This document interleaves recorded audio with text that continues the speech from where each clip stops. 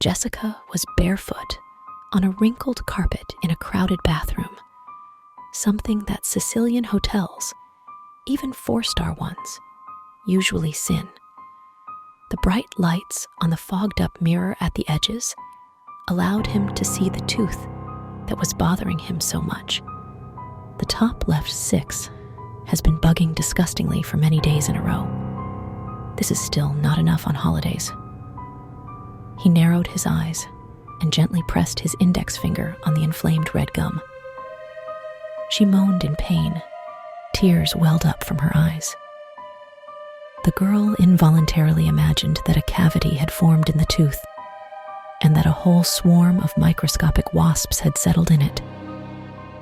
The disgusting creatures creak in the damp, narrow space, rub against each other with slippery bellies and hairy paws, scratch their gums with stiff wings, and itch, and the pain spreads in waves all over the jaw.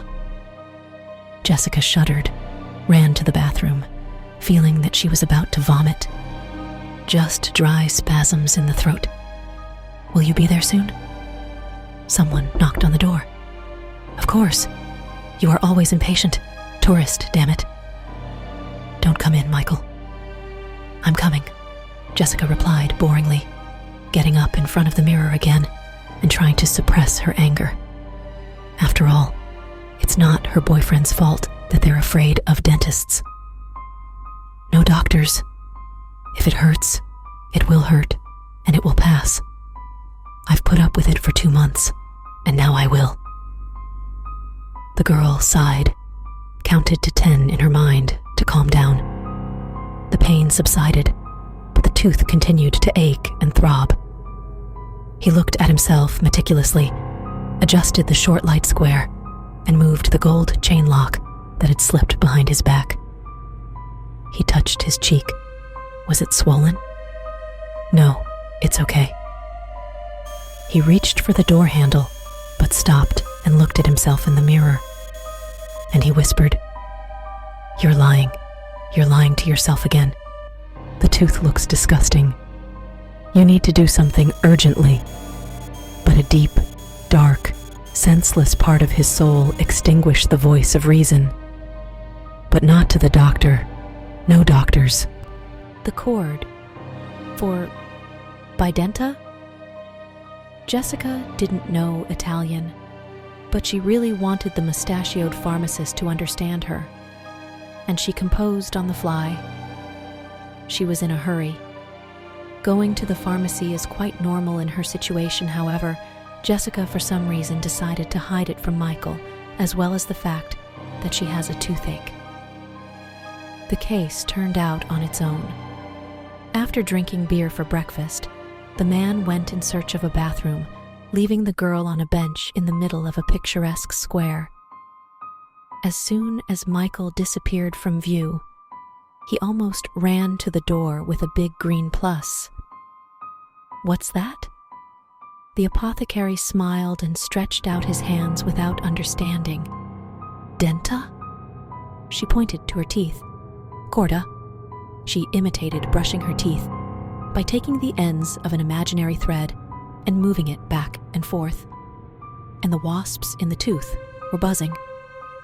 Jessica tried her best not to pay attention to them, not to wince and speak calmly, but she was getting worse and worse. "Filo per I denti." "Yes, signora, yes." A round box was placed on the counter. The girl nodded and tried again. "Aspirin." This time, the pharmacist immediately understood what I was talking about and showed Jessica a package of effervescent tablets and a bottle of ordinary ones. She pointed to the bottle. "Now I have everything I need to solve my little problem," she assured herself. The pharmacist shot a suspicious glance at the girl as he wiped several large drops of sweat from his forehead. His hands were shaking. That's what it was. That's why he looked like this. Jessica hurried to pay and go out to the square, confusedly telling the pharmacist the well-known grazie. Thank God, Michael hasn't returned yet. He sat on the same bench, and put 2 aspirin tablets in his mouth, then added 2 more. She chewed, ignoring the bitterness. This will calm down the operating system. Maybe.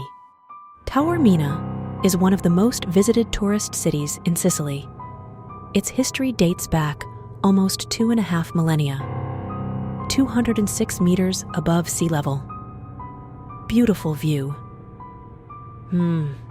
Michael flipped through the guidebook as he walked, muttering to himself, "The Cathedral of St. Nicholas, 15th century. So that was the kind of church that was in the square." Jessica wasn't listening to him.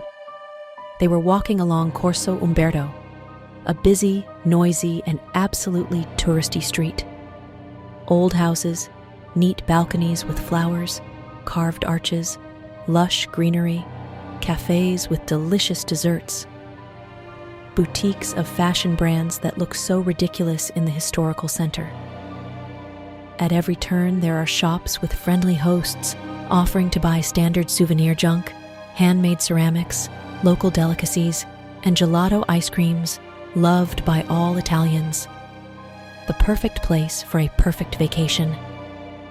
At least, that's what Michael thought. Jessica was enraged by everything around her.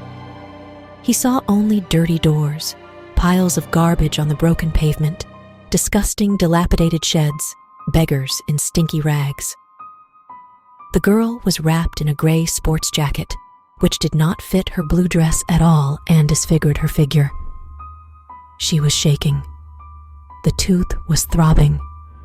The wasps were buzzing and stinging. The aspirin didn't help. What kind of strange whim is it to go to Sicily at the beginning of April?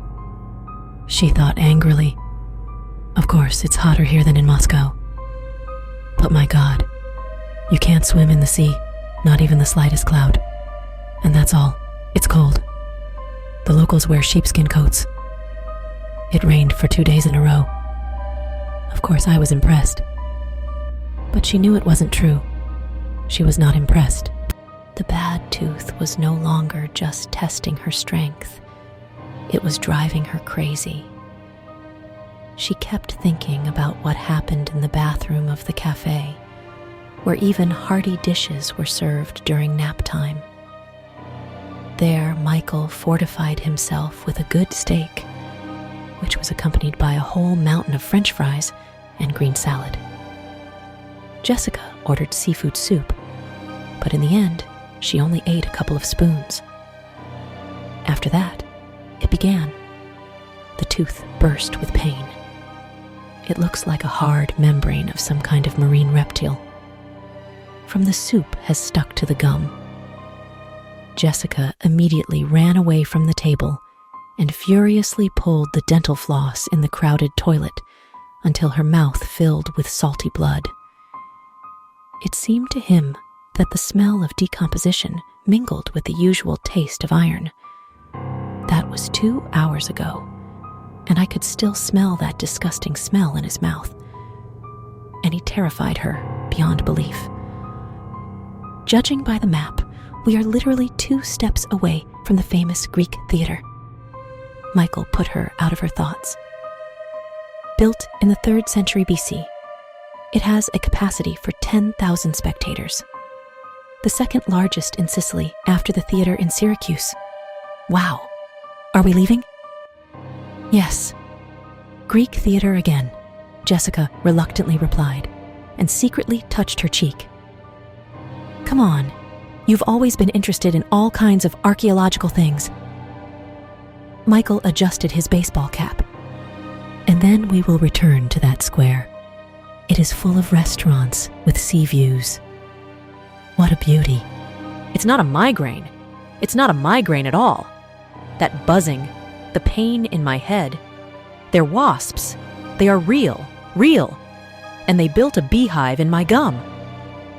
The girl was shaking. Meanwhile, several more insects came out and flew away. The wound became larger, exposing the yellow-brown root of the tooth, under which the wasps swarmed. The pain was growing. Jessica pressed her finger. and the smell of blood and rot hit her nose. The agitation intensified. My God, what is it? An electric shock seemed to pierce the cheek, and wasps began to fly out of the gum. One by one, many, fast. Jessica screamed, recoiled from the mirror, and stumbling, fell. Her head hit the toilet, breaking off a large piece. Water gushed onto the tiled floor. A whole swarm of vile creatures broke free, turning her left cheek into scarlet rags, from under which the broken bones of the skull could be seen.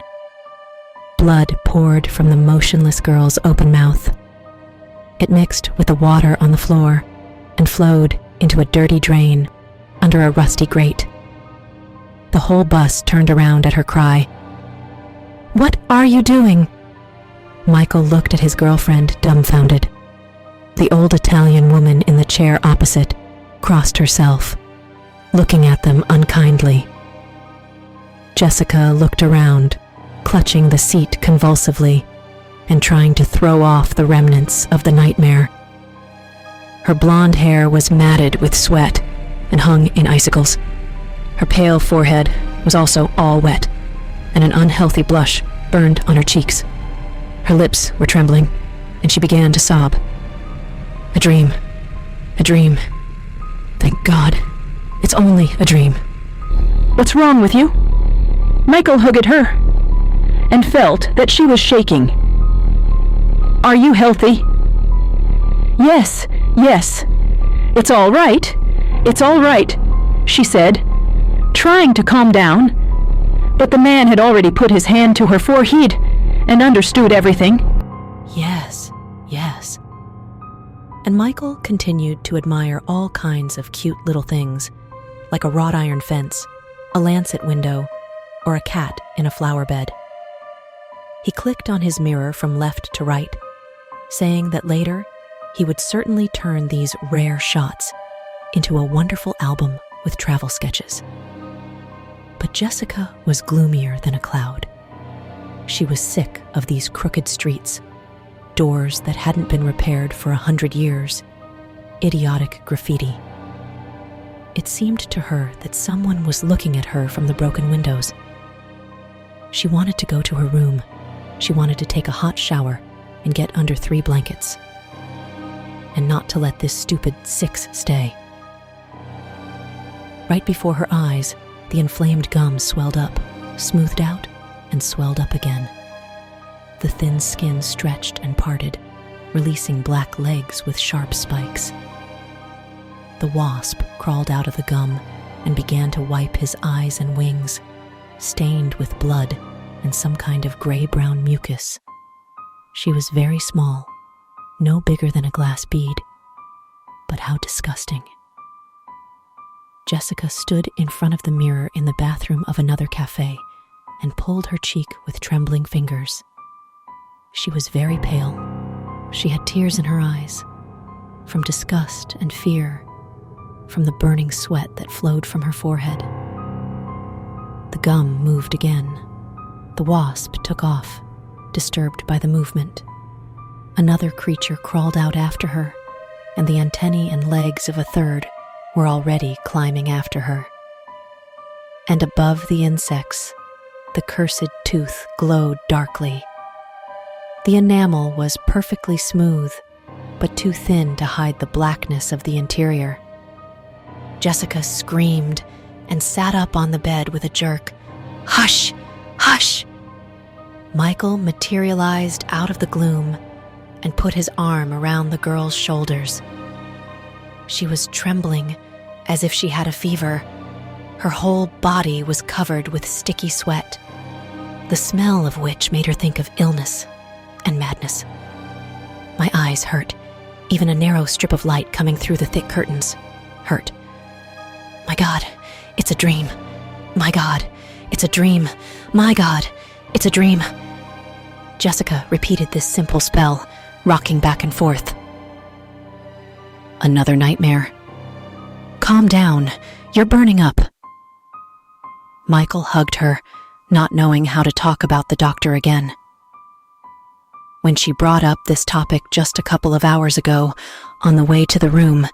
Jessica threw a nasty tantrum in the middle of a busy street. It is a miracle that passers-by did not call the police or an ambulance while watching this scene. What time is it? It's almost 7 o'clock at night. You passed out. Jessica sobbed. The temperature rose to the heavens. All the muscles ached. The joints ached. The throat became dry and prickly. But the worst of all, of course, was the head. The pain nested under the sixth tooth, spreading in waves through the brain. It seemed to him that a black storm cloud had swelled from the top of his head to his chin. It hurt him even to think. Some fluid had accumulated behind her cheek, and a trickle was flowing from the left corner of her mouth. Blood with mucus and pus. Jessica felt sick from the bad smell and fear, and he realized that soon nothing could be done, and that he would die, perhaps in the middle of his vacation. "I need a doctor," the girl finally whispered. There were no pliers in the toolbox. Jessica once again rummaged through the screwdrivers and assorted keys. The pain became almost unbearable, and for a long time. For now, he can somehow tolerate it, but it won't be for long. Panicked, the girl grabbed the box and threw its contents into the sink. The box with screws and nuts was opened, and they splashed in all directions, jumped to the ground. There are no pliers, and there is nothing like them. Someone knocked on the door. Jessica was in a hurry. She locked herself back in the bathroom, leaving Michael to finish his coffee on the table. But it had been a long time. He began to worry and came to find out if everything was okay. "I'm fine," she tried to tell her boyfriend, but inarticulate sounds escaped from her mouth. Jessica realized that she was howling in pain and could no longer control it. Michael called her, and the knocks on the door became more insistent. She can't open it, because it's now or never. Jessica grabbed a chisel from the sink, hiding among the tools. There is no other choice. With a trembling hand, he picked up the forged soap dish. Michael was banging on the door and screaming, calling her and asking for help. Which means he has very little time. It's now or never. Jessica opened her mouth. The bones in her jaw responded with a flash of new pain, but this didn't stop her. The damn tooth seemed fine, but the gum around it became somewhat spongy, reddish-brown, oozing blood and pus. And these things were throbbing. In Jessica's brain flashed the idea of how it would hurt her now, and a vague memory of some microscopic wasps. She shook her head to brush her sweat-soaked hair off her hot forehead. Seeing herself reflected in the mirror, she put a chisel to her tooth. The door was shaking from new knocks. Michael kept shouting his name. "Just don't be afraid. Don't be afraid," the girl begged herself, carrying a heavy soap dish. The latch gave way. Michael burst into the toilet, and it was at that moment that Jessica hit with all her might. The chisel jumped and entered the softened bone by a third, breaking the jaw. No, it's not okay. When everything is in order, they don't shout in a bad voice. "You're sick. You have a fever. It's okay. I'm telling you." Jessica threw his hand away. The fear passed, but the toothache did not go away, and she had to admit to herself that now almost the entire upper jaw hurts, and the nasty pulsation gives directly to the eye. "I'm going to take an aspirin." Aspirin? "We didn't take aspirin with us," Michael said, catching her eye. But the girl was digging in her purse and stubbornly didn't look at him. Finally, She found the medicine and put 4 pills in her mouth. That's not the case. This is not a case at all. Michael began to get angry. Let's go back to the room and call a doctor.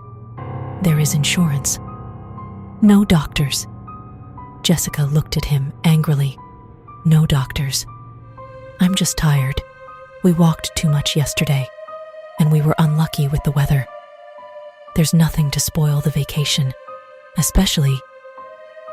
It's a tooth, right? Michael interrupted. What? This is your tooth, which has been bothering you for 3 months. I don't know what you're talking about. Don't play dumb. Do you really think I don't notice anything? That I don't care? Jessica wanted to answer, but did not think of what to say. Instead, she turned away and began to stare defiantly out the window. Sunny squares, pretty houses, and smiling Italians did not go well with her gloomy mood. Jessica again waved away Michael's hand and leaned back in the seat, closing her eyes. The man just shook his head, not understanding why this sweet and gentle girl suddenly had so much aggression. No doctors, she repeated hoarsely.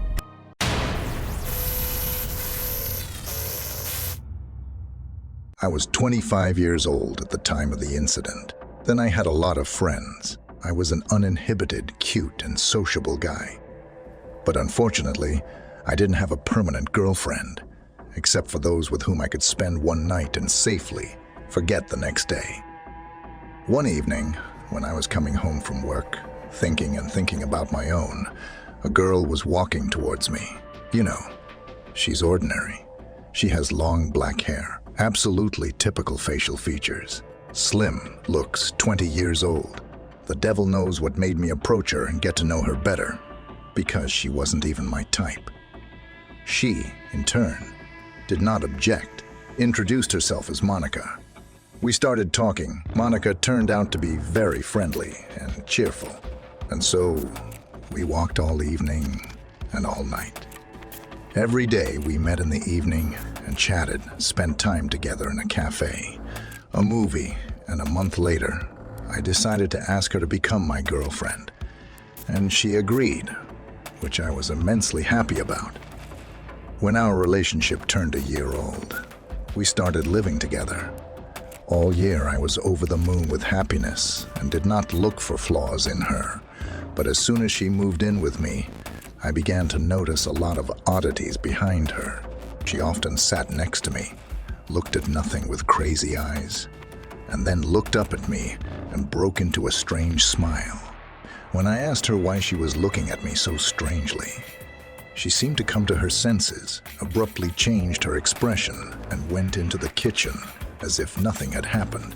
Every time I asked her where she worked, where she came from, who her parents were, she simply evaded the answer. But at that time, I didn't attach any importance to her strange behavior. I took it for granted. I thought we were all different people. Everyone behaves in their own way. Later, Monica began to bring home all sorts of rubbish, some dried herbs, incomprehensible water. She said it was necessary for work, and I didn't dare to object.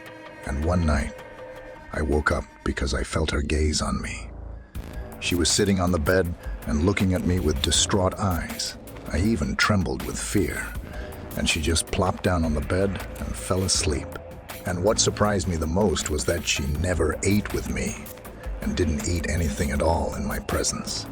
I have repeatedly asked her why you don't eat anything, and in response, she smiles, giggles, says that she is embarrassed to eat in front of me and allegedly does it when I don't see. And I, like a fool, bought into all this and endured it. The last straw was a recent case.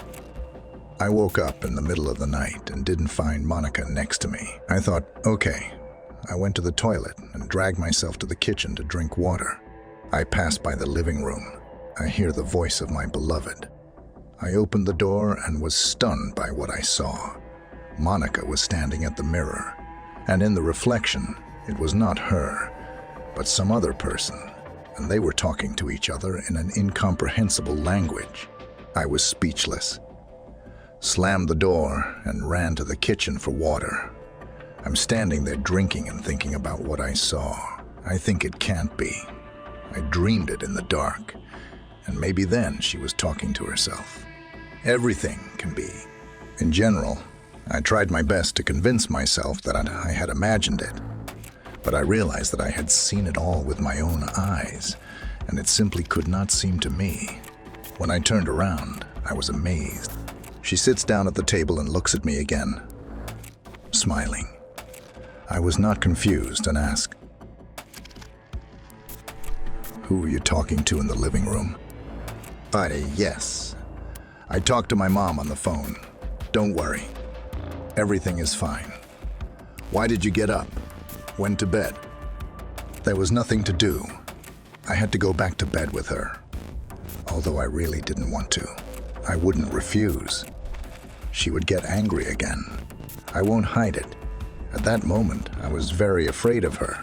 After that, I couldn't sleep for a long time. I had nightmares in which my beloved was sitting on human remains, happy with everything, and beckoning me to her. In the evening, when I came home from work, I decided that it was time to put an end to our relationship. I was tired of her oddities. I told her that. They say I'm tired of relationships, and I no longer have feelings for her. She got really angry and started yelling at me, calling me names, threatening, cursing, and at the same time collecting her things. After half an hour, she calmed down and left, and the last thing she said was, "You're gonna regret this." Well, yes, I will regret it. The main thing for me then was that she was gone. I was much calmer without her. In the middle of the night, I woke up to the fact that someone was persistently calling my apartment. I got angry. I thought that the schoolboy was hooliganism again. I looked through the peephole, and there stands the one who came in. Looks at me as if she sees through the door. Does not blink. Smiles and calls. I thought about it and went back to bed, and the calls stopped immediately. I slept restlessly. I had nightmares with her again, and in the morning, I woke up in a state as if I hadn't slept at all. And I was carrying bags all night. Months went by. I still didn't sleep well. I didn't look well. I was more tired than usual, but I was glad that Monica didn't visit me at night anymore. Later, I met my colleague Julia, a newcomer in our office. Blonde, legs from the ears. Slender, all beautiful. In general, she was my type. Of course, she was kind to me. I took her to restaurants for a week. Then I invited her to my house. I think you understand why. But she didn't mind. When everything was ready and we were about to start, the doorbell rang. I reluctantly approached, looked through the peephole, and there again, this crazy woman is standing and yelling, "I know you're with someone else. Let her go. We have everything in the past. Go to sleep. It's night outside. Stop hanging out with me. You'll regret it," she shouted and left. Julia and I did our job and went to bed.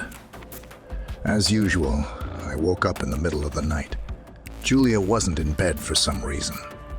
Strange sounds were coming from the living room. I quietly crept up to the door that led to that very living room, and I distinctly heard a slurping sound. I opened the door right away, and honestly, I wish I hadn't. Then there was this picture of Monica squatting with her head turned towards me and devouring Julia's body. I can't describe the feelings I felt at that moment. I was numb. I didn't understand what to do at all, I must admit. Then I forgot my native language. But I was still able to somehow mumble, "Hey, you, what are you doing? Let her go." Monica slowly turned to me, and instead of her face, I saw an old, flabby, and disgusting face, barely resembling a human one, and in this very face, I recognized the one I saw in the reflection when I found Monica standing at the mirror. This something said in an inhuman voice. "I told you you'd be sorry." I slammed the door and ran to my room, put on my pants. Thought I would have time to run out of the apartment, but no. This creature had already come to my room and almost attacked me, but I didn't get confused and jumped out of the window. It's good that I live on the second floor. When I jumped off, I didn't even feel any pain. I ran like a scalded man. Wherever my eyes looked, I ran and was afraid to turn around. I was afraid to turn around. I was afraid that this creature was running after me. When he ran very far away, he came to his senses and went to a friend, constantly looking back. He was very surprised to see me in the middle of the night in my underpants and with eyes the size of 5 kopecks. Then I filed a police report. There was a lot of hassle and proceedings. They said they could not find the culprit in Julia's death and threw up their hands. I just gave up on this story and moved to another neighborhood. Sometimes I wonder what would have happened if I hadn't left her then. Maybe she would have eaten me too. The devil knows. Surprisingly, this creature no longer bothered me and did not fit. Only occasionally in her dreams did she summon to herself a huge pile of human remains.